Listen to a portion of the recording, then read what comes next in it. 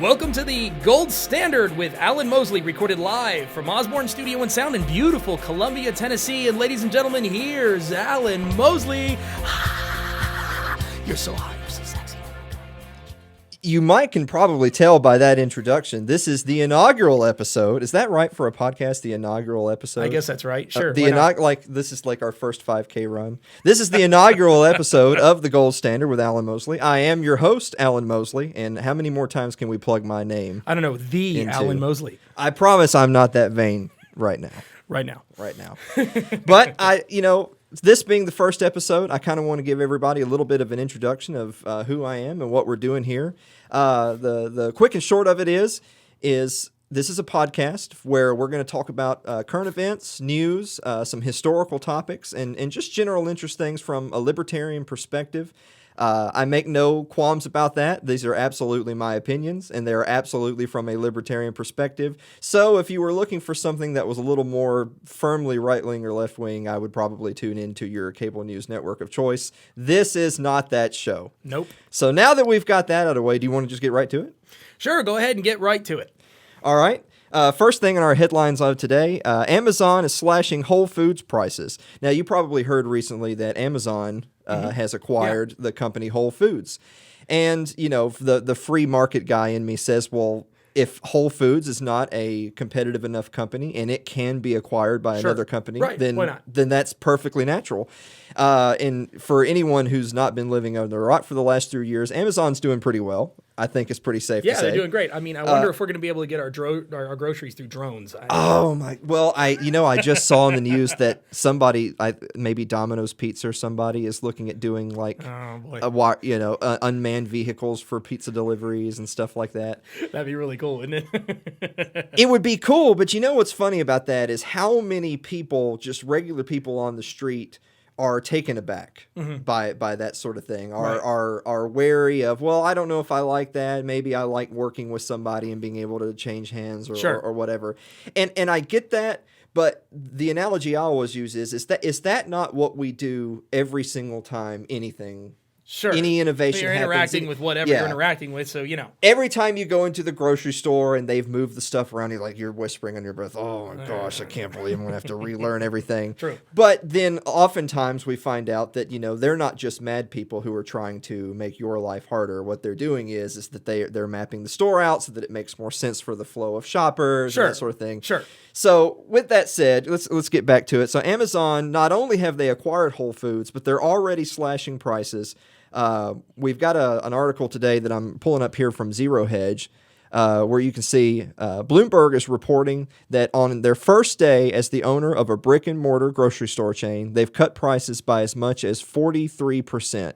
And they've even gotten a list of some interesting examples here, like organic bananas, 99 cents per pound before. Now they're going to be 69 cents per pound.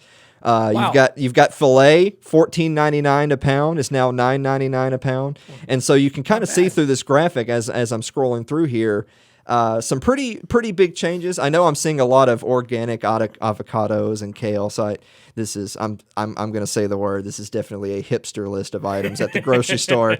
I'm not always one. You can probably look at me and tell I'm not big on the baby kale. Although I have seen you do a man bun. Okay. Tune in for more episodes of the Gold Standard when we get to that point.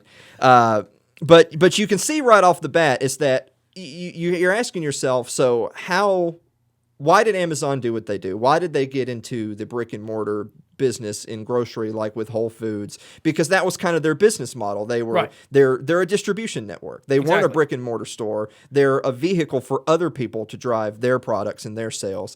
They decided to get into the brick and mortar business. They've gone into Whole Foods, and you see these big changes in price right off the bat. Right. So my question is, how are they going to be able to take the same quality of product, the same quality of food that they've had all along, and drop the prices so drastically and yet maintain the same quality? I mean, something's giving there. I'm not really sure what that is. Well, the first thing you have to ask yourself is that why were Whole Foods prices higher to begin with? Well, question. why is Whole Foods not competing? Right. Why? I mean, because let's face it, if Whole Foods were the number one grocery chain in America and they were just killing everybody, Right. they wouldn't be getting acquired by Amazon. I mean, you can't compare, the cost between like bananas at a Kroger versus bananas at a Whole Foods store. But the Whole Foods quality's, a little bit more impressive to me. I mean, I've never seen a rotten banana. That's their market. That's not to their say there's market. rotten bananas at Kroger, but Yes, the Whole Foods market is what it is, and I'm not saying that there's not a need for that, a niche in the market for that service.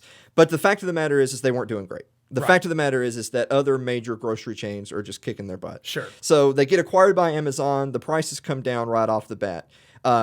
Is that going to be a permanent fixture? We don't know. Maybe not. I mean, prices, anybody who's ever run a business in their life knows that based on supply and production, prices are going to go up and down. Right. But I think there's twofold here. One, Whole Foods is now going to be benefiting from the distribution giant that is Amazon. Sure, yeah. Yeah, Amazon is going to be using the resources at its disposal to help the Whole Foods business plan improve. So that's one way that you see the prices changing. The second thing is that, if anything, this is just a statement. This is just a way of saying, we're the boss now, we're running this store, and we're making changes so that our customer base can see on day one, we're moving in a different direction. Gotcha. So I think that this is a good thing. I think that this is a very free market thing. When you have one business acquire another business that's not doing well, we're anti bailouts on this show, and that'll be a topic for another day. But we're not bailing out Whole Foods. Look, if you're not competing in the market, you're going to get acquired by someone else, or you're going to go away. Sure. And so this is not a bad thing. And Whole Foods is still running. You can still go to your local Whole Foods. Absolutely. It's just owned by Amazon, and they're making changes. But one thing, the reason I brought up this story today is, I want to hit right off the bat that we're going to talk bad about some politicians on this show. And if you think that we're going to bash Republicans, you're right. If you think we're going to bash Democrats, you're right. Because we don't pick favorites here. If they are moving liberty forward, then we're with them. If they are not advancing liberty, then we're not with them, and we're going to call them out on it, and we're going to say where we think they're wrong. And I know that President Trump, because I don't know if you know this or not, but he's kind of a Twitter connoisseur. I'm not a big tweeter. I'm not a big tweeter. I'm not going to lie. Maybe I have to improve. I've never tweeted in my life, so maybe I have to improve on the social media aspect of things now that we're doing a show and that sort of thing. But it'll take me decades to catch up to our president. So Donald Trump tweeted in regards to Amazon. He said, Amazon is doing great damage to tax-paying retailers. Towns, cities, and states throughout the U.S. are being hurt. Many jobs being lost, ! Because you know how that's kind of like the timbre of Trump's voice, is that he always ends with sad or terrible or many jobs being lost. Well, first of all, let's unpack that for a second, because he is our nation's president. Right. He represents the electorate that voted for. Well, he represents everyone, whether he voted for him or not. But hey, and he says Amazon is doing great damage to tax-paying retailers. Towns, cities, and states throughout the U.S. are being hurt. Many jobs being lost. Now, anyone who knows anything about Twitter knows you have that 140-character limit. Sure. So I don't exactly expect to see a whole bibliography of all of his sources that he's going to be citing to back up his claim that he's making here. But let's unpack that for a second. So Amazon is doing great damage to tax-paying retailers. So because other retailers are struggling to compete with Amazon, the net as a whole is a loss. Is if I'm really being generous to the comments by the president, is that we're suffering a net loss to our economy because Amazon is beating other retailers. Okay, so let me put this into perspective so that the lay person such as myself can understand. Okay. Is he referring specifically to the acquisition of Whole Foods, or is he just being general about what Amazon is doing in general? I mean, I want to say that he's just saying in general, because Amazon is finding so much success with their business model. Right. And I mean, when you think of, it's Amazon today. It was Walmart yesterday. You know, there were super centers going up. You know that Walmart and Amazon are now, going hand in hand. Yes, exactly. I mean, it was Walmart before that. It was you went from having, your strip malls with lots of different individual retailers. Right. And then you go to your mega stores like your Walmarts, where you have lots of departments underneath one roof. And that was the thing. And Walmart was killing everybody, and the prices are going way down, and people were saying, oh, this is a predatory business model, and people are going out of business and all that.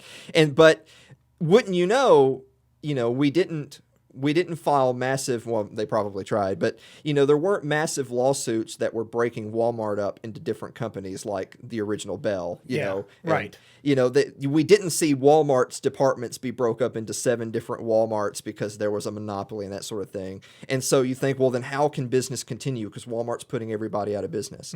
And everyone's heard the cliches of, oh, the mom and pop stores down the street, they can't compete with Walmart. And look, I have a heart for small business. Right. Absolutely. I was a small business owner myself. I have a heart for small business. I understand how the struggle. It's a struggle. Yeah. You wouldn't know anything about that. No, I wouldn't. But at the end of the day, you have to put your energy into the things that you can control. And you can control your business. You can control your work ethic. You can control the product that you're giving your customers. And so it's up to you whether or not you win or lose this game. Sure. It all depends on how hard you work. Yes. That's a principle that you're going to find us touching on every topic on this show, is that you got to worry about the things you can control and putting your best foot forward. But the point being is that Walmart was not split up into a million pieces. Therefore, that means Walmart's killing everyone, right? Oh, but not so fast. Now Walmart stock is going down and Amazon is going up. And Amazon is now the boogeyman of the day in the business world. It's, Amazon is breaking everyone apart. Well, everybody always goes after the biggest. Yeah, everyone always goes after the biggest. But the moral of the story is that if you want to be the next Walmart, if you want to be the next Amazon, you have to innovate. Exactly. You have to change your business model. Right. You have to figure out ways to play in the market that aren't already being satisfied so that you can come out of it. That's what we're all doing. That's what everyone's doing. That's what the show will be doing. Right. We're all trying to produce something. We're trying to find our customer base, give them what they want in the most efficient way possible, and make the most amount of money. Sure. That's not greedy. That's not wrong. That's life. That's business. Absolutely. And Amazon has done that. And now all of a sudden Walmart is, woe is me. We can't compete. The distribution is too much. They're not paying their taxes, blah, blah, blah, blah, blah. Right. But the point being is that yesterday, when no one could compete with Walmart, Walmart was the target. But, Jeff Bezos comes along, Amazon comes along, they figure out a way. Right. They figure out a way. Because what are your options? Your options are emulate, which is fine. Yeah. Or emulate and improve. And they've improved. They've figured out a way to improve in the market. Yep. And now Amazon is going very strong. So strong that they can acquire businesses like Whole Foods. And now they're expanding into other areas of the market. Sure. So the point being is that the reason I bring up this tweet is he's talking about Amazon is doing damage to taxpayers. Amazon is hurting these towns and cities and states throughout the U.S. And he also follows up with many jobs are being lost. So I guess Amazon doesn't employ anybody. Amazon can't employ anybody, so it's just nothing but robots. But meanwhile, they have an ad out for here in Middle Tennessee for, they're hiring pickers, I guess they call them. And, it seems to be one of the better jobs around. We're broadcasting from Middle Tennessee, and there's an Amazon distribution center nearby here, and they can't hire enough people. Yeah, I mean, they're hiring all the time. They can't have enough people. Right. So, of course, they're killing jobs. Yeah. Well, so I mean, we joke and we kid and we talk about how that just kind of seems silly, but I mean, really, on the face value, the fact of the matter is that yesterday it was Walmart, today it's Amazon. Right. I promise you, it'll be someone else tomorrow. Oh yeah. Amazon will not have a 100-year reign as the only retailer on the face of the planet. I promise you that It won't. reminds me of this. Have you ever seen the movie WALL-E? Yes. The Disney movie WALL-E. By and large. And it's the biggest joke, but every time I watch that movie, it really makes me think of these massive mega conglomerate, organizations that become monopolies, and and it's like the consumer is almost forced to do everything through this one avenue, and the avenue explodes so big and gets so inflated that it implodes on itself, causing a massive disaster that everybody has to try to recover from. Well, but that's the thing, though, right? Is that you become the king, you're on top of the world, and you make a mistake, you sell yourself too short, stock price goes down, but for one, things like that don't happen overnight. I know. If I know that there's a lot of economists out there. There's a lot of casters out there that they preach a lot of doom and gloom. That any day now the market's going to crash, and your neighbors, your But money's that's good worth for nothing. business. That's good for business. But the fact of the matter is that but who will it be tomorrow? It'll Right. be somebody else tomorrow, because somebody will come along. They will emulate the part of Amazon's business plan that works. Yep. And they will improve upon areas that they think that they can do better, because that's how the free market works. Right. This isn't new. Walmart wasn't the first. Nope. And they won't be the last, obviously, as we see. But what troubles me most about it is the market tends to take care of itself. And when we talk about there'll be someone else come along with a new plan that does even better, I promise you that will be the case. But what troubles me is that we have a U.S. president that ran on a platform of, I'm a free market guy. I'm a businessman. I've made millions in real estate for him, but in various other ventures. I worked in the free market. I understand how business works. That was sort of his platform, is that I'm not Washington. Right. I'm of the business community, and I'm going to come in and fix Washington. For those of us who like him, that's why we like him. That's why you voted for him, because you're looking at your options. You're thinking, well, I don't want another politician. I want someone who understands economics, Right. understands money, Right. and I want them to fix Washington, because we're a little bit teensy bit in debt. That's a whole Just other a show little bit. for another But you day. have to admit, Trump has improved that slightly. Well, we think that, but then we get statements from this supposed free market businessman who this is straight out of Tsarist Russia. I'm sorry. This is straight up socialist. When you make a statement that because a business comes in and they have innovated and they have found out a way to improve in the market and they've made money, Right. while totally ignoring that also helps the economy, while totally ignoring all of the other people who in an ancillary position, they are making money. How many different vendors, how many different distributors, how many different entrepreneurs are making money because they have access to Amazon? Well, case in point, being a small business owner that sells music equipment, even the small amount of stuff Amazon hasn't hurt me any. No. Because, as long as you have to ship it, Yes. there's going to be a time delay between the time you can get something and the time that you need it. So that's really my saving grace from a small end. But from what he's saying, Well, let me put it to you this way. I'll even go halfway in on you. Okay. If I'm willing to admit that quote unquote many jobs are being lost because of Amazon's business dealings, which I don't agree with, what we have to evaluate is what jobs are being lost. If a job is eliminated because that job is no longer necessary because something Amazon is doing in business makes it obsolete, right. then it's obsolete. Exactly. Like Blockbuster Video. Yes, like Blockbuster Video. Keeping Blockbuster Video around doesn't. If you say, well, we should bail out Blockbuster. Right. Ooh, can you imagine? Can you imagine whatever 10 years ago if people said we should bail out Blockbuster? That seems normal today, but that had been crazy. Yeah, that would have 10 been years ago. Absurd. Absurd. But we have to bail out Blockbuster Video because think of all the jobs that'll be lost if we don't have the Blockbusters around of people dealing in videotape. Well, they were videotapes then, DVDs or Blu-rays now. That seems ridiculous but at the same time, that's the same thing. If you're against Amazon because jobs are being lost, you're not looking at two factors. One, if a job is obsolete, it's obsolete. Right. It's up to that person to invest in their own personal capital and find a different service they can provide, a different job they can do. And the other thing that's not being factored into the equation is that just because resources that were going towards A have now been done away with or diverted, doesn't mean that then that just disappears, that those workers have to jump off a cliff because they're no longer necessary. It's the same thing with automation. Like Amazon offering all these extra jobs that they can't get enough workers. So if one place goes downhill, there's another avenue that opens up somewhere else. Yeah. So Amazon cannot hire enough pickers for orders. Right. But the guy at Blockbuster got laid off because Blockbuster is no longer in business. The guy at Blockbuster just needs to go over to Amazon and start working with those guys. It makes sense. I don't want to sound heartless. I don't want to sound like that because your job went away, or maybe you've lost your pension, or you were in manufacturing and your manufacturing job. Look, my heart goes out to people more so if you were promised, if you were made promises by an employer, by a pension plan or what have you, that you can rely on this when you reach this point, and that goes away. Yeah. You have a grievance because Yeah, you were sure. made promises that are not there. However, at the end of the day, when the economy is changing the direction that those resources are going. They're no Right. longer going into that now obsolete job. They're now going into a new job. I promise you there will be different jobs. It may be in a different industry. It may be in service. You may find someone who was renting videotapes. Now they have to be a waiter.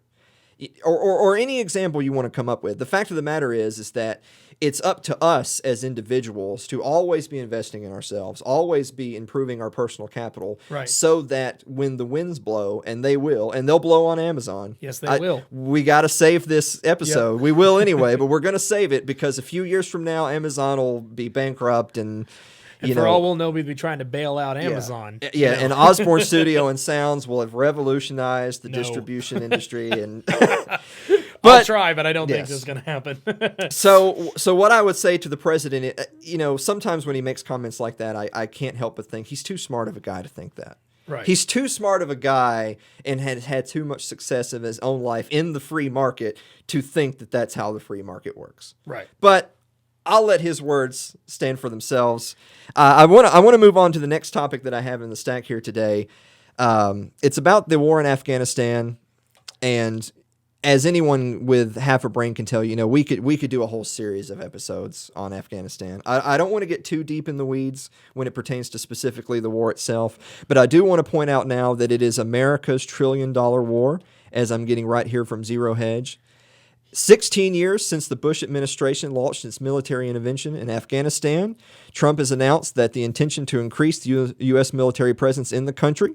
Right. They're looking at 8,400 troops on the ground, maybe reinforcements in the next few days. So the moral of the story is once again, look, I'm just going to go ahead and nip this in the bud because it's the first episode. I know that there's going to be people listening at home thinking, well, he's just anti-Trump. He must be a Democrat. He's just poo-pooing on the GOP. He's the guy right now. Right. And when you're the guy, you take the heat. That's right. That's just how it is. And so we're up to now $1 trillion spent on the war, and I believe it was Trump himself that had tweeted in the last couple of presidential campaigns. I know he specifically mentioned my man Ron Paul, who ran in 2008, 2012. Trump had tweeted that Ron Paul was right.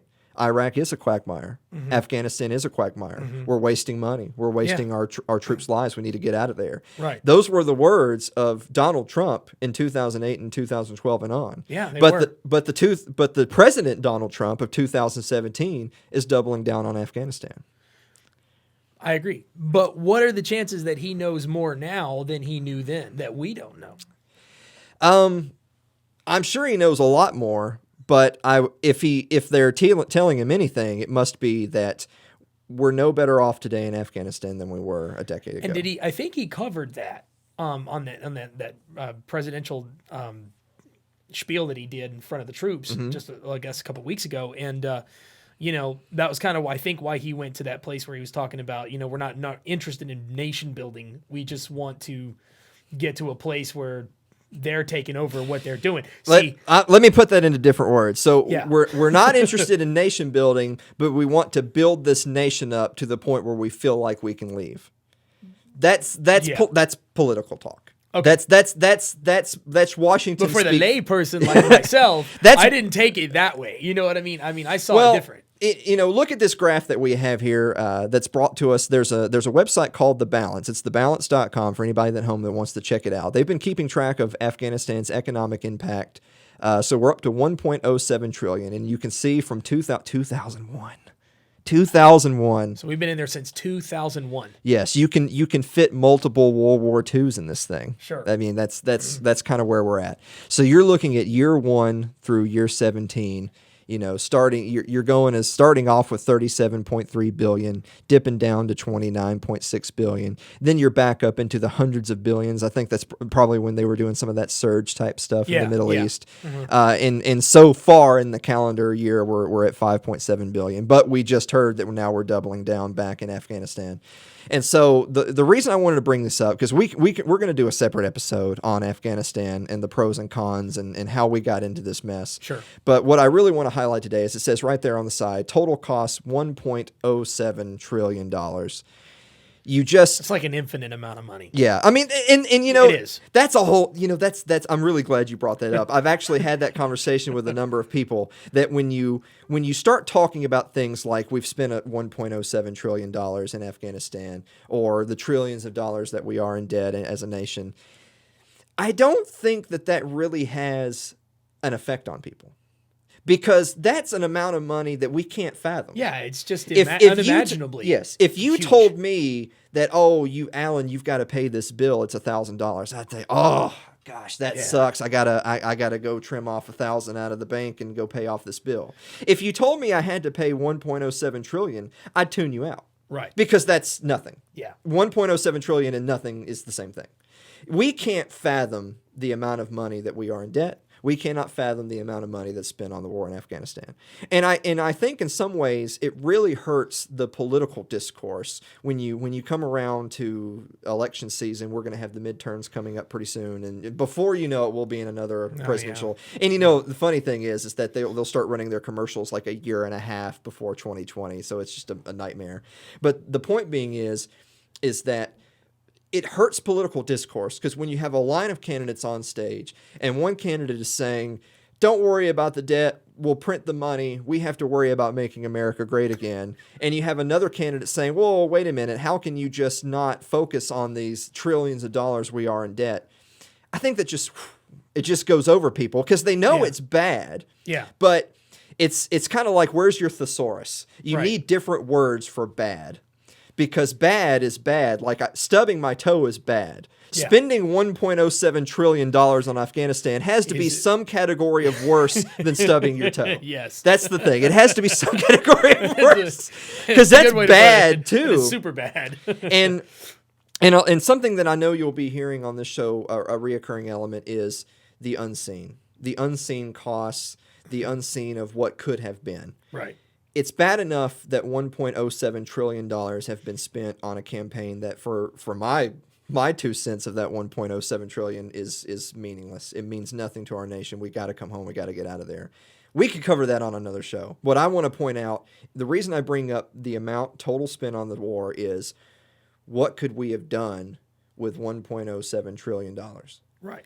How much money could have gone towards disaster relief in Houston if $1.07 trillion were just dropped into the coffers right now? We'll never know. Yeah. Because that money's gone. It's spent, and we're never going to get that back. And that's really the zero-sum cost when it comes to nation building, when it comes to our interventions overseas, is what are we expecting to get back for that investment? What are we getting back for that $1.07 trillion? As it stands today on August 31st, 2017, we're getting nothing back. Right. Best case scenario is Afghanistan goes from a complete disaster to an utter disaster. And the difference from going you got to have a little more faith than that, man. Come on. Our guys don't suck that bad. History teaches us that Afghanistan didn't exactly turn into what it is yesterday, and it won't be different tomorrow. And the $1.07 trillion took us practically nowhere on the ladder. And so if I'm a taxpayer that's contributing to that $1 trillion that was spent, what did I get for my money? Right. I mean, they pointed a gun to my head and took my money because taxation is theft, by the way. Taxation is theft. You'll be hearing that on this show for the libertarian community. Maybe we'll put that up on the screen. Yes, just taxation is theft. You know what I really like is for these early shows, we should actually have poster boards. Just pick them up and then throw them off the side. Sure, why not? But they took that money from me. The least that they could do is spend it on something worthwhile. Right. This is not worthwhile. I will never see that money again. I will not reap the benefits of it. No rewards will come of that. I always say I don't want to sound heartless. I feel bad for the people of Afghanistan. I know that the innocents that are hurt in Afghanistan, although I would make the argument that they're hurt more by our presence than not being there. But the fact of the matter is that our $1 trillion haven't really benefited their way of life. And I know it hasn't benefited my way of life. Right. So we're regardless of what yes. your point of view is, no matter where you politically sit on the scale of things, that's a true statement. You know, I mean, people are suffering over there and it's not getting better, you know, but we're in, like I said, we're in a quagmire. How do you end this and get out and leave a positive stamp on the world? I mean, I don't you know, it's a quagmire. You're stuck in the mud. I'm going to end that segment by saying, who decided that it was our job to be leaving positive impacts around the world to the tune of trillions of dollars? If you can find in the Constitution where it says that the United States needs to be taking $1 trillion out of its taxpayers' hands every year or every campaign to leave positive impacts on the world, I'll be surprised. I'll be surprised if you can find that in the Constitution. Oh, I know it's not in the Constitution. So obviously we're the end of August. It's August 31st, 2017, and this last weekend has been a pretty rough weekend for Houston, Texas, and a few other places down there around Corpus Christi. So being a person that actually lived through Hurricane Andrew, looked up, saw the eye wall, saw the moon through the eye wall, I know what they're going through. Yes. I know how hard it is down there, and my heart really goes out to them in my prayers. And I mean, so what is your take on this? I want to start off by saying I know this is terrible, and this is already the end of the gold standard, but I have to say this. I have spent some time off and on in Florida the last few years, and I kind of wanted to see one. Because I wanted the experience. I wanted the experience of a big hurricane or a tropical storm. Because, I mean, let's face it, I'm from the South. So I'm the redneck that goes out on the porch and says, hey, Mo, look at the tornado. And you see the cows flying by. So let's do this. I will take you, I'll strap you to a furniture dolly, and I'll put you right in the wake of a taking off jumbo jet. And you can scream at the top of your lungs. Yes. While your clothes is completely ripped off of you. It's an experience. They have to pay more for that. Well, you're right. It's terrible. It's a disaster. I mean, the pictures are hard to look at. Yeah. I mean, there's some popular ones on the internet that I've seen. You see a lot of the elderly folks in the home, and the water's up to their waist, and they're like floating around on their recliner chairs, and you see the before and afters of here's you're driving under the overpass and now the water is up to the overpass, so that means the entire highway up to a semi truck is just water. Yeah, I mean, and it's amazing. You sit there and it's like I saw a picture on the internet the other night on Facebook, and it was like you saw the signs from the highway sticking up over the water. Yep. But it looked like a 3-foot chop on the ocean in the bay. I mean, it was a very impressive looking thing. You know, they're having a hard time down there. And when we went through in Andrew, it wasn't the water damage that was so bad for the majority of us. It was the wind damage that had really done the majority of the destruction where I lived in South Florida. I lived in an area known as Old Cutler in the Kendall area. And one of the things that really stuck out to me about Andrew, and it's just one of the most incredible images, and I'll never, ever get this out of my head, was Miami has a lot of canals that go through the city. And there's this one particular canal not too far from where I lived. And I'd say that the banks of the canal were probably a 20-foot drop from, the backyards of the houses right down to the water line. Well, during the course of the storm, a freighter that had been parked out in the bay had got washed ashore when its anchor line broke. And it's a very famous picture. If you look it up on the internet, you can find it. In the backyard of this man's home, whose home backed up to this canal, right where it met, right where it met the lock, where it would release the water out into the ocean. The front half of the ship is hanging over the canal, and the back half of the boat is in his living room. This was an 80 or 90-foot freighter, and it's a really strong image. But things like that over and over again in these storms, it's mind-blowing. Should have had a no trespassing sign up. That wouldn't have happened. I don't know. He probably did, but it didn't work. Well, anyway, we don't shy away from controversy. We definitely don't shy away from controversy. And I'm going to bring up a topic now that I know has been covered on some other shows, and I know it's a topic that has been beaten over the head many times in the Austrian economics community, in the libertarian community, but we're going to address it here because every single time there's any type of a disaster, tornadoes, hurricanes, what have you, specifically natural disasters, we get the topic of price gouging.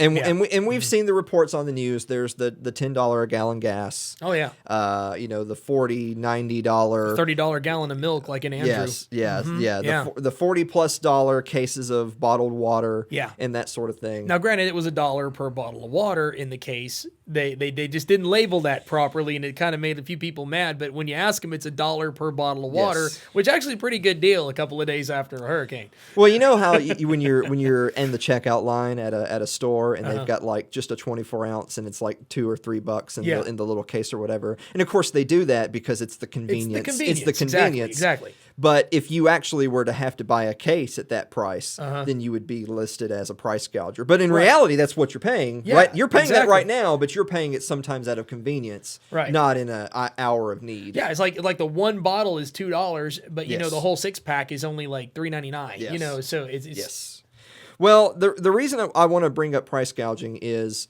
you're seeing reports left and right of these outlandishly high prices, and people always are going to tend to react with emotional responses that, well, $10 a gallon for gas or $40 or $90 for a case of water, you're taking advantage. You're taking advantage of people who are in their time of need when they might very possibly need these things for survival. Right. These greedy businessmen are jacking up the prices to take advantage of them in their hour of need. And at the end of the day, it always comes around to the same old trope. It's the same old trope of, oh, it's just the greedy entrepreneur. He's raising his prices. There's nothing they can do about it. He's just fleecing these poor people when their home is underwater. Well, maybe. No, maybe. Maybe. Maybe not. But we're going to look at a few different perspectives. So the first one I have here today comes from the Daily Bell. Is written by a gentleman here named Joe Jarvis, and right off the bat, the name of his article is "Be Thankful for Price Gouging in Houston." Boy, if that's not going to ruffle some feathers, I don't know what is. It took me a while to understand this when we were going over it earlier. Well, to me, to me, price gouging is, the price gouging is wrong. It's like price. I mean, what is price gouging? We know that as a term to mean, temporarily and violently raising the prices of something when the demand for it goes really. Okay. But let's take the hurricane out of the equation. Let's take all the trigger words out of the equation, and let's look at supply and demand. Sure. All of a sudden, the supplies are limited, and all of a sudden, the demand is high. Okay. Anyone who understands supply and demand knows that when demand is high, prices go up. Right, because the supply goes down and the product becomes more and difficult to attain. And if there's an excessive supply with less demand, then they must lower prices to unload that inventory. Exactly. So why does this situation somehow magically not apply to the laws of economics and of supply and demand? Because we don't want it to? I don't know, because there's so much of a moral issue involved that people have such an issue with that. It's like... Well, people have an issue with things because sometimes they don't want things to be the way they are. But I don't know about you. I've wanted a winning lottery ticket a number of times, but me wanting it didn't make it so. Yeah, I agree. Yes. So, and the reason I brought up Mr. Jarvis's article here is that he comes right off the bat with a quick story where he's talking about news crews, and Blake used to be involved in the news. News crews, of course, they're going to be rushing into the Houston area because they're covering the big news story of the day. That's just part of the job, right? I mean, I can't imagine you probably had to go to all sorts of random crime scenes or what have you for the news. Not places that we would normally want to go, but that's the life of a newsman, right? So you've got crews rushing down to Houston to cover the news. Well, what does that mean? This is an area that's stricken by disaster. Hotel rooms are going to be limited. Sure. On top of the fact that natives of the area who are looking for temporary places to stay because their home has been destroyed, once again, the supply, we now find itself to be limited, and the demand for this has gone up. And the reason why I bring this up is that the news crews were actually really upset because when they originally looked up the average rate for a hotel room in the area, it was $170, $180 a night, something like that. Maybe they'd get 2 or 3 rooms. They got a few different camera people and whatnot. It had gone up to like $300 to $400. And of course, they complained to the concierge. Is that right? The concierge or the desk lady? For the layman, the night auditor. And they said, "Well, we looked online, and the booking was supposed to be this, and now now that we're here, you're telling us it's that." Right. And the lady at the desk was trying to explain, as politely as possible, that, well, we don't have any control over that. Our home office says the prices are going to this. But once again, why did they do it? Because they hate that news crew. No, because the supply went down. Because they have a limited number of rooms, and they have an outrageously higher than average for that time of year number of people saying, "Can I have a room?" Right. At the end of the day, every single business is here to make money. Right. And at the end of the day, the laws of supply and demand apply no matter what our feelings feel like that day or for that instance. And if you're in business. If you're not trying to make as much money as you can, if you're not trying to line the pockets of your shareholders who invest in your company, then you're doing it wrong. Right. That's your job. Yeah. That's your job. If you don't do it that way, then you're in a charity. Yes, you're in a charity, and they're not a charity. Days Inn is not a charity. Days Inn is not a charity. Yeah, it's not.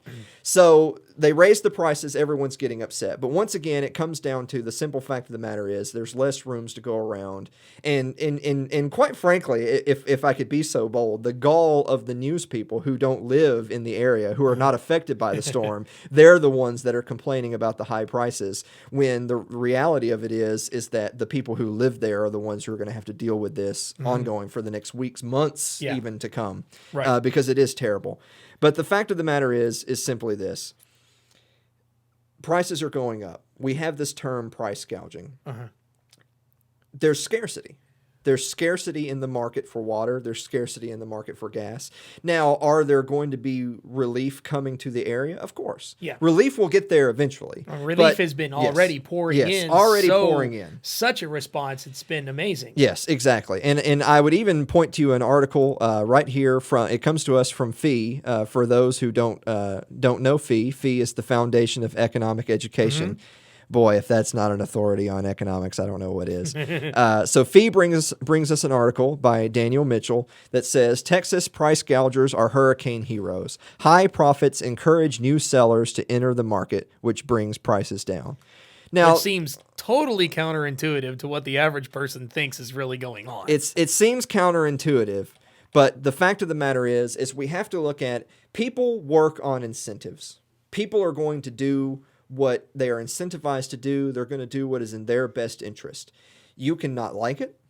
You can rail against it. You can want to believe in communism to your heart's desire. But the fact of the matter is that in a capitalist society, people work on incentives. Everyone is pursuing their own best interest. Right. But let's use Hurricane Harvey as a perfect example. Because at the end of the day, what can we do about price gouging? Well, we have everyone up in arms. Well, the local mayor or the governor should come out with price fixing. They should be fixing the prices on these goods that are the most important to have because they desperately need them, and the poor folks there can't afford these goods at the elevated rates. Right. I used this analogy before the show, and I'm going to share it again on the show.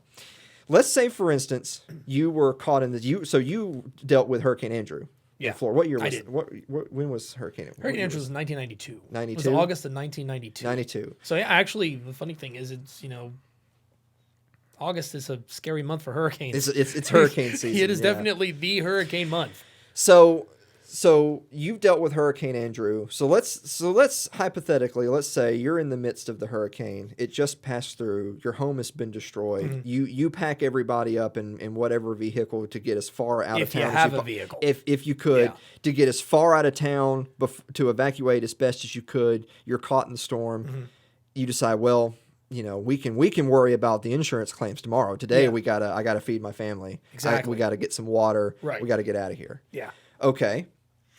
When you go, you find a supermarket that's still open for sale. The storm didn't destroy it. Right. And they have a sign on the front of the store that says water for sale. You think, yes, I found somebody that's got some water. Let me go in there.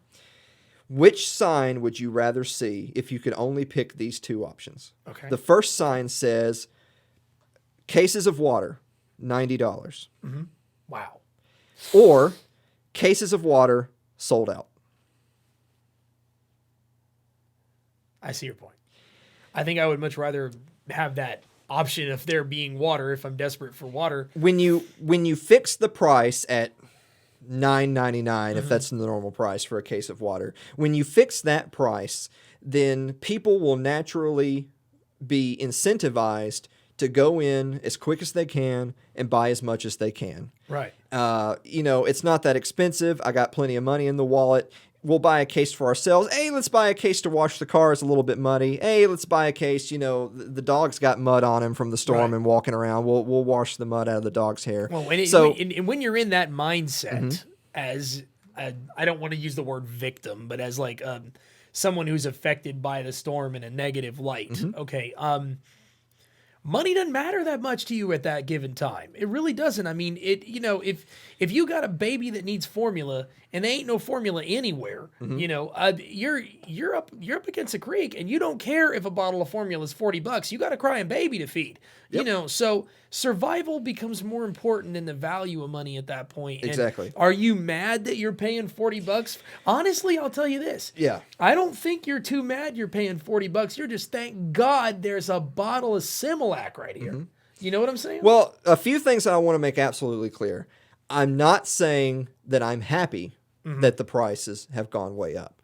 I'm not saying that the people having to pay those prices are particularly content that it's not the normal $9.99. What I am saying is having access to the resources you need at all when you need them most is what's most important. Absolutely. When you don't manage the resource, then inevitably what ends up happening is the first 100 families get those cases of water at $9.99, and the next 100 families have no water. Right. So here comes the second question. At what point does price gouging go from being reasonable to unreasonable? You see what I'm saying? Like, okay, so I get it. I got a bottle of water here. I'm paying $1 for it. It's normally 30 cents in the pack. Okay. Now I'm paying $9 for a bottle of water. Now I'm paying $100 for a bottle of water. Where does it end? When does it become criminal versus reasonable? Well, I'll hit you with two things, because you said the C word. You said, when does it become criminal? Right. Now, I know that the state and powers that be would love to make price gouging a criminal offense and force you to keep your prices at a certain level, even though it's costing you, even though your sources are scarce, even though it's costing you more money to get resources into the area. Distribution is now skyrocketed in price because it's a disaster area. That's exactly what it is. So even though the business owner is incurring above normal costs, you're forcing him to keep it at the same price. Therefore, they have to shoulder the burden. Right. But at the end of the day, we have to ask ourselves a few questions. Who's responsible for you? Am I responsible for you? Is Walmart responsible for you? Is the government responsible for you? Or are you responsible for you? I believe you're responsible for you. If you believe that, because that's a funny thing about beliefs and principles, isn't it? Is that they're easy to have when you're living a very comfortable life. Yes. They're harder. It's we can use the wonderful example of the founding fathers against Great Britain in our revolution. Right. It's easy to have principles until there's an army pointing guns at you. Exactly. All of a sudden, having principles takes a little bit more grit. Yep. If you believe that people are responsible for themselves, then why didn't they have a disaster kit ready to go? Why didn't they evacuate before the storm gets there? Why didn't they do the multitude of things they could have done to be more prepared? Shout out to the people who are prepared for for the alien invasions that have their bomb shelters. Hey, I mean, this is why those things matter. Yeah, this is why they had a boat. This is why this is why they had a boat, even though they were landlocked or what have you. This is why. So if you're responsible for yourself, then we can't start shifting the blame onto other people. Right. And then I believe in personal property. I believe in property rights. Property rights are, in my opinion, a foundational principle of libertarianism. This is a libertarian show. Right. And we believe in the non-aggression principle, and we believe in property rights. And if you believe in property rights, then you believe that if I'm the salesman and I have a case of water, that water belongs to me until I sell it. Right. If you don't want to buy it or can't buy it, I'm not required to give it to you at anything. Exactly. I could just pack it up and go home. Yeah. Now you can say that's heartless. You can say that's not the way a good person would handle the situation. You could say that people should be more helpful. Although I would also point out that the private sector is far beyond more charitable and provides more goods and more money and more services than the government ever can. I thought at the last count I saw was something in the hundreds of millions have been already donated by, There will be an outstanding amount of charity in this instance because that's what Americans are about. Right. I promise you, it's hard to tell what this country is about anymore, but Americans are still some of the most charitable people you will find per capita as far as charitable giving. We might fight and argue about social issues until we're blue in the face, but when it's time to support one another, you'd be really surprised. We step up. I'm all for that. But at the end of the day, you're responsible for you. Yep. And at the end of the day, the shopkeep who owns the water until he sells it. Exactly. And if you think it's morally acceptable, if you think it's morally unacceptable for him to not help his fellow man, but you think that in turn it's morally acceptable to point a gun to his head and say, "Give me your water," I don't know where you're getting your moral compass. Exactly. Because those are diametrically opposed views. Right. That's what having moral compass is. Exactly. Is that if you believe in non-aggression and if you believe in property rights and you believe in personal responsibility, then we can hurt for the people that are affected. Mm-hmm. We can wish them the best. We can give of ourselves if we so choose to help them out. Right. But we can't force people to do that. Right. Charity is not charity at the point of a gun. Exactly. And price fixing, whatever terminology you want to use, price fixing is telling the entrepreneur what he has and not has to do with his business. Right. I don't believe in that. Right. No, that's socialism. I don't believe in that. Yes, I don't believe in that. Right. I don't either. And like I said, I know people are gonna hear this part of the segment and they're gonna say, well, this is heartless. I'm gonna say no. I'm gonna say that when the free market is allowed to work, that more goods and services are allowed to be exchanged at a lower price. More people are helped that way because the resources are more readily provided for and are more readily managed than to try to fix the prices and then run out. Right. Like I said, the analogy of the for sale sign of $90 or sold out. At the end of the day, if you believe in these concepts, then you have to, for lack of a better word, you have to roll the dice on this. That this is the way it works. I can't tell people what to do. I couldn't tell. I on the same token, while we're on that subject, I don't believe in forced evacuations either. Now I know you're thinking, well, wait a minute, you just got done saying they should have evacuated and they wouldn't be having this problem. I don't believe in forced evacuations because I believe that you're the king of your castle. If you believe in property rights and this is your home and that's your land, no one can tell you have to leave. Right. They can't tell you unless you're being arrested for some sort of criminal offense. Right. And a criminal offense can't be refusing to leave your property. I'm sorry, that's not a criminal offense. I don't believe in forced evacuations. But remember, I do believe, as much as I believe in private property, means I can't tell you what to do. Right. With your private property. But in the same way that I believe in personal responsibility, if you suffer because of your decisions, that's your business. Right. In the same way that I want you to enjoy the fruits of your labor, I also want you to suffer under the consequences of your bad actions. Because that's the game. It's the good and the bad. It's the profit and the loss. And in this case, it's going to be a loss for a lot of people. But at the end of the day, like I said, you can't tell people what to do. But people are also responsible for themselves. I know that a lot of aid is coming into the area. I know it's going to be really tough for people. I know that there's people at home right now thinking, well, you're not living it. You're not living it, so how can you say? Well, I'm not. I'll be the first one to admit I'm not. But I would stand to argue right now today that the people who are in favor of price fixing, in my opinion, that would lead to more shortages, which would lead to more people not getting the goods and services they want. If you truly cared about those people, that's not the direction you would go. If you truly wanted to help the most people as much as you could, you would allow the price gouging. You would allow the market to work. You would allow the prices to be set. And really, at the end of the day, I promise you that the guy that's selling the water for $40 is going to sell it. Yeah, he is. He's going to sell it. And if the guy next door is selling the bottles of water for $30, he's in trouble. He's in trouble. Exactly right. It's going to yeah. work one way or the other, but fixing the Yes. prices is only going to take away the incentive for the person to bother selling them in the first place. Yes.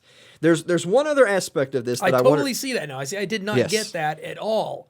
And it's interesting. That's enlightening. That really is. That's why I'm here. That's why I'm here. That's why we're doing the show. There's one other thing that I wanted to touch on when it pertains to the flooding in Houston, and it's going to our old friend, the broken window fallacy. There was an article here that was talking about that Goldman has saying that due to the negative results of Hurricane Harvey, GDP in Q3 is going to be reduced. But JP Morgan is saying that it'll be boosted. Now, how is it possible that two different institutions can have such opposing viewpoints when I mean, I would presume that these two institutions are well thought out and are authorities in their field. Right. So how is it they can have these two vastly different positions? Well, first of all, the reason why I brought up the broken window fallacy, for a quick reminder at home for those of us who are brand new viewers who have absolutely no idea what I'm talking about, the broken window fallacy in a really, really basic analogy is this. There's a shopkeeper, and let's say some random kid hits a baseball and it goes through his window. So now he has to repair his window. So now he's going to pay $50 to the window repairman to repair his window. And then the window repairman, who's now made $50 more because he fixed the window that was broken by the baseball, say he then goes on and buys a new pair of shoes. Right. And on and on and on. And then there are those who believe that economics is based on consumption. And there are those that believe that because money is continuing to change hands, because money is being spent, the economy as a whole grows. I'm here to tell you that that's hogwash. Hence the word fallacy. Hence the word fallacy in the term broken window fallacy. You're not taking into consideration one key aspect of that story, and that is when you back up to the beginning, when the shopkeep is having to spend the $50 to fix his window. What would he have spent the $50 on if he didn't have to fix the window? What if he bought a pair of shoes? Maybe he wanted to buy the pair of shoes. Maybe he didn't want to spend it at all, but it's his money and we believe in personal property. Exactly. But the point being is that when something is destroyed and when money has to be spent to make someone whole, to bring us back to zero, that's not growth. I can't think of anyone in their right mind that would think right now that if they went outside and smashed one of their windows that they just made some money and made the economy better. Yeah, I can see how that on works. a basic level, that just seems silly. Right. But that's because there are those that believe that the economy is based upon consumption, that if we just spend more money, if we max up more credit cards, if we go out and buy that boat we wanted or that sports car we wanted, then the economy gets better. Right. Well, it might get better for the guy that made the boat. It might get better for the company that built the car. Right. But it's not getting better for you because now you are out the money that maybe you should have been saving. Maybe you didn't pay your rent. Maybe you didn't pay your mortgage. And instead of paying your mortgage, you went and had the filet mignon at the local steakhouse.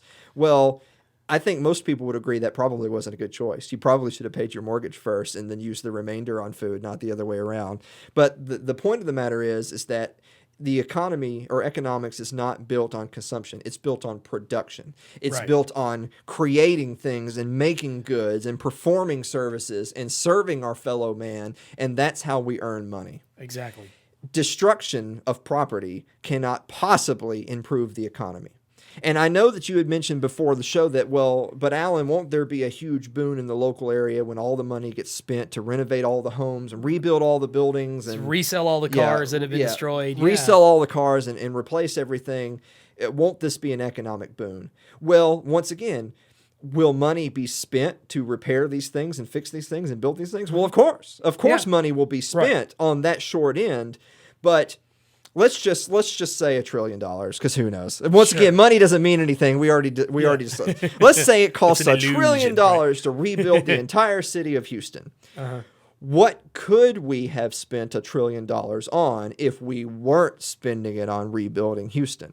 Right. Now, we'll never know. No. Maybe, it could have been any number of things, but the fact remains is that I don't buy this concept that consumption produces a healthier economy. I don't buy this concept that if we can just spend more money, we can spend our way out of a recession. You probably heard that one before. Yeah, we've heard that a We lot. can spend our way out of Yeah. a recession. Absolutely not. That is not how economics works. And people will say, well, it's a little bit more complicated than that. But I always like to keep things simple. I used to say on an older show, and you'll probably hear me say that on this show a number of times, politics is not complicated. Politicians make it complicated. Yeah. A lot of issues are not complicated. They're made complicated by ancillary factors, by other people, by muddying the waters. Right. This is a very simple issue. The simple issue is that if I lived in Houston and I have to now spend $200,000 to fix my property, and I could have spent that $200,000, say I was going to buy another house, say I was going to move to somewhere where hurricanes aren't an issue. I was going to move to Tulsa. Or here in Tennessee. Yeah, I was going to move to Columbia, Tennessee. Yeah. And now I have I have to put off that move. Yeah. Because I'm now having to fix what was broken. That's the broken window fallacy. I promise you're going to be hearing that in the days and weeks to come. I promise you're going to be hearing people talk about the economic boon of all the resources that are pouring into the community. But I promise you can't fight a war to get yourself out of recession. You can't spend your way out of debt. Right. If that were true, we could all go max out our credit cards today. But it's not true. It's not true. It's absolutely not. All right. Well, I hope we all learned something today. I learned something too. You're a very informative person, and I love it. And we're having a good time. So, well, the plan is we're going to be doing this as much as we possibly can, at least once a week. And you know what I learned? What did you learn? I learned that I was really worried we wouldn't have enough to talk about. Oh, we have plenty to talk about. And we skipped a bunch of things. And we'll have plenty to talk about next time. Yep. So keep an eye out for us. We'll keep you posted. We're going to be posting this up on the website, Facebook. We'll have a YouTube page. We'll have all that coming. And thank you very much, Alan. Thank you. Appreciate it. Join us again next week.